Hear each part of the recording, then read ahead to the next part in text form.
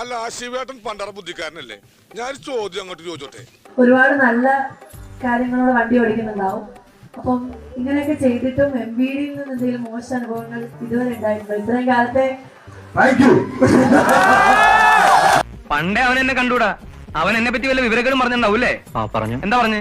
ഞങ്ങൾക്ക് എല്ലാവർക്കും MVD-യോട് പറയാനുള്ളത്, ഇവിടെ വരുന്ന അലോയ് വീൽസ്, വണ്ടിക്ക് വരുന്ന എക്സ്ട്രാ വരുന്ന ആക്സസറീസ്, കൂളിംഗ് ഫിലിം, ഇതെല്ലാം നിങ്ങൾ ബാൻ ചെയ്യാൻ ഗവൺമെന്റിനോട് പറയണം. ദേവാലയ ഇത്രയും വലിയ തമാശക്കാരനാണ് നിങ്ങൾ വിചാരിച്ചതേ ഇല്ല അല്ലേപ്പാ?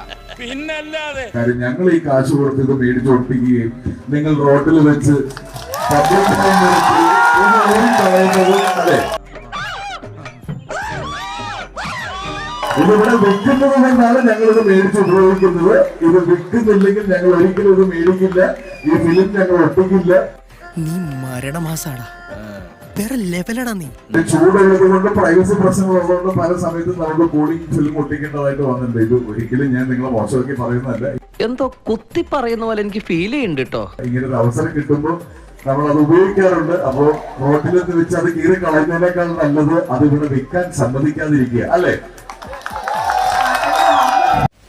100% ഞാൻ യോജിക്കുന്നു.